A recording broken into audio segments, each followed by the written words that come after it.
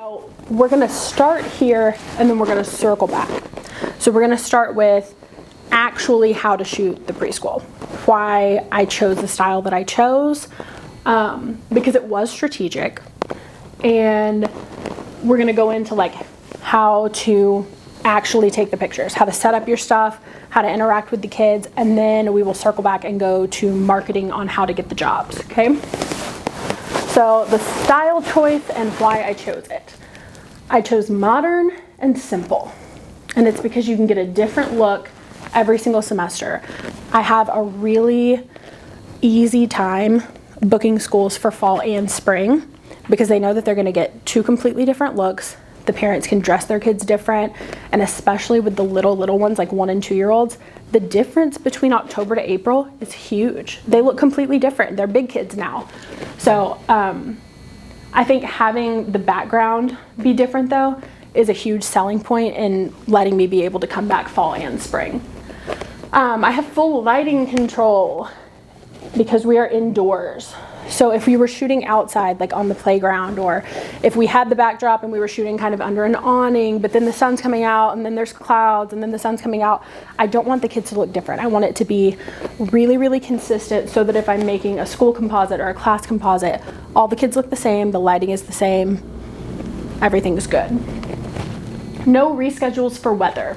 And this is really more of a functionality thing than anything else because in the fall and spring, I don't have time. I'm booked every Tuesday, Wednesday, Thursday from probably mid-March to the start of May. I actually have preschools in the fall who are in late May just because they like wanted to get a date and they needed 3 days. So I have a question. Is it just you? Is it just you, or do you have? So it's just me employed in my business. So I don't have an editor currently. I'm probably gonna have to get an editor at some point, honestly, just because there will come a time when I can't turn it around fast enough. But all of the smaller preschools that I don't need 2 setups going at the same time, it's just me. Sometimes I'm there 2 or 3 days in a row. And then to save on time now, I am having some contractors and we just do 1099. It's my photographer friends who will come in and shoot with me and we'll set up 2 bays. So I'm paying someone and I'm buying an extra backdrop and floor job, but it's giving me more days to do more preschools. You see what I mean? So limit the number of chairs and floors that you need. You don't need to go nuts. You need to have like probably 10 choices.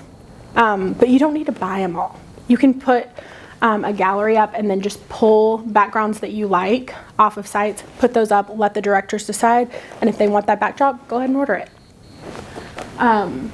So don't put in too much money until you're starting to kind of turn a profit on this. It's lots of choices for directors, and directors really, really like the sense of agency, just like getting a choice in what they're doing. And it's something that I don't think a lot of photographers who are in this preschool space are doing. They usually have maybe 5 drops to pick from where I have 20. And some of that is because I've been doing this for a long time, so I have backdrops built up. But if you start with 10 that you just pull off of different sites, you're gonna be so good. Recreating this is simple. And that's a huge, huge thing. Once you get to the point where your company has grown more than you can handle by yourself, because there's only a certain amount of days during the times, during the fall and spring when preschools are wanting to book. So what you're gonna need is associate photographers. That's what's gonna make this possible, is either condensing the amount of days that you have to be there. So say you have a school with 150 kids, and typically you would go on a Tuesday and Wednesday or on a Wednesday and Thursday to go shoot them by myself. But if I bring another photographer with me, all of a sudden I'm able to do that in 1 day, and then I can book another school for the second day. So even though I'm losing maybe $500 in revenue off the first one, I'm booking a school to make $2,500 the next day. So that really, really makes sense to do that. And it also makes your company be able to grow geographically.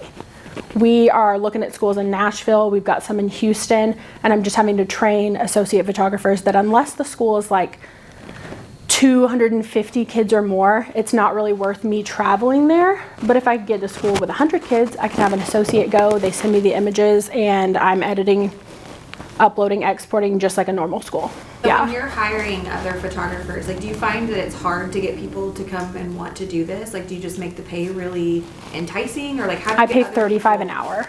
It's okay. So It's not pretty hard for you to decent. find- That's what I pay if I'm there. So if you're an associate, if you're second shooting for me, I pay $35 an hour. If you're first shooting it, I pay $50 an hour. So And about how many hours do you think this like typically takes? 4-ish, yeah. From the time that you get there. So normally for like, let's just say a church Mother's Day out, I do a lot of those. And they'll have like 80 to 100 kids. So you're getting there about 8:30 in the morning. You start shooting at 9, you're done by 11:30. But we work them fast. At what point do you, as far as like the number of kids, do you feel like, okay, I need to bring in someone else? I can't do this by myself. I can handle 100 a day by myself. So if it's more than that, I either take 2 days or I bring 2 people. But I have 2 schools that have 260 and 290, and it's like all hands on deck, 2 days, 3 individual photographers with bays, 1 doing the school photos, 1 doing the class photos in a different room, and an assistant to hand out the cards. Because when you have like a class coming in and 3 photographers are doing the cards, so like she says, oh, who is this? Oh, it's Molly. Let me find Molly's card. Okay, Courtney, here's Molly. Courtney Morgan works with me a lot, so that makes it so much easier. So even having an assistant there, I typically don't, because I just don't need it right now. Like I've figured out what I'm doing. But if it's something like that where like I know I'm watching everybody while I'm shooting kids, I need somebody else to take care of passing out the cards. Question about directors when Yeah. you reach out to them. Do you reach out, like, do you find that like they tend to book a year in advance, or they'll book the spring and fall at the same time, or any? It's any all advice? over the place. All over the place. 'Cause Typically they don't book, well, no, sometimes they do. I didn't know. I was thinking, if they're working on their budget for the next school year or whatever, and let's say they're usually budgeting in February, they're then going to book you for both. Do you see But they that don't trend, pay, or right? no? No, they don't pay me. Schools that have been with me for a long time, they're just kind of, when they're planning their calendar, they'll reach out to me and say, hey, what dates do you have available? And I'll just send them March 15th, March 16th, March 17th, March 23rd, like whatever dates I'm available. I just send them a big long list, and then they'll get back to me and I'll put them on the calendar. With new schools, most of them are not reaching out a year in advance. Okay. Most of them are like, oh, hey, can you come in 3 weeks? Yeah. Yeah, or, you know, I'm emailing all year long. I'm emailing at least once a week, every single week. And so sometimes they will have had a horrible experience in the fall, and during the time that they're not getting their pictures back or whatever, they have already decided, we are not going with this photographer again, let's hire somebody new, and then they'll book me for the spring, like in October. So it's usually either that, where they've had a bad experience, or it's like, oh hey, crunch time, let's get somebody for spring. Okay. Cool. Oh, a lot of times too, I don't know why this is. These that I'm about to talk about kind of only shoot in the fall. And so I'm able to get a lot of people where I'm like, hey, let us do your spring pictures, because we can do, do I have that up here? I do these graduation shots for the big kids graduating.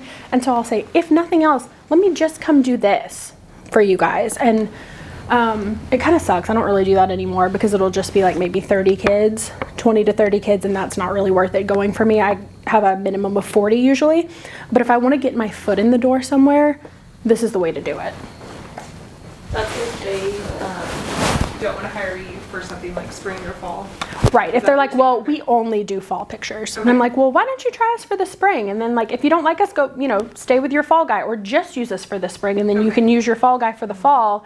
But a lot of the time, yeah, a lot of the time we do outshine. And then the parents say, we love these pictures. These are so much better than what we've been getting in the fall. Can you book her again for the fall? And then they will.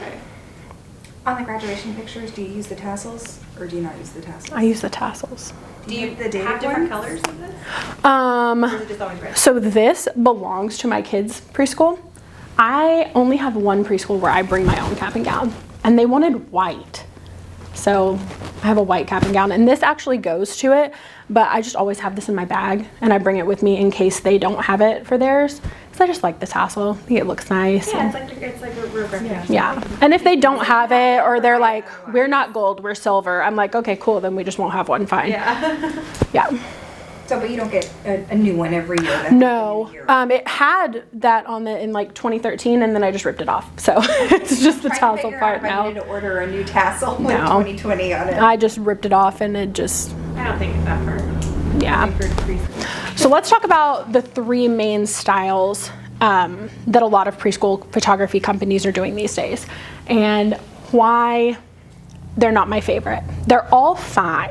They're all will totally work if you have the correct business model behind it.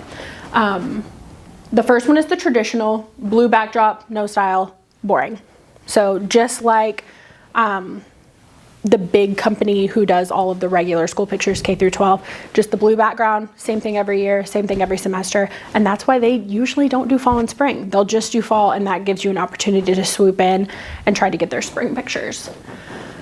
This is another one that has really become popular in about the past 5 years, is fine art preschool portraits. So this is the black backdrop. It's really expression focused. It's kind of tight, horizontal cropping. And why I didn't decide to go with that style is because I feel like it limits you a little bit. It's hard to do fall and spring of that because you're kind of like, oh, is it the same? Is it different? Like maybe my kid didn't act right in the fall and I don't like their pictures, but then I like them in the spring and you can sell. So the fine art stuff, it just doesn't really match my personality, you know? And it also doesn't match what I'm trying to do with the rest of my business. I shoot senior portraits also, and they're really bright and fun and poppy and colorful. So to do a plain backdrop drop just kind of didn't fit with my business model. Outdoors. So on the playground, in a nature backdrop, any kind of outdoor type stuff, I think it's really precious. If it's done correctly, they can be the best pictures ever, but you're risking a lot.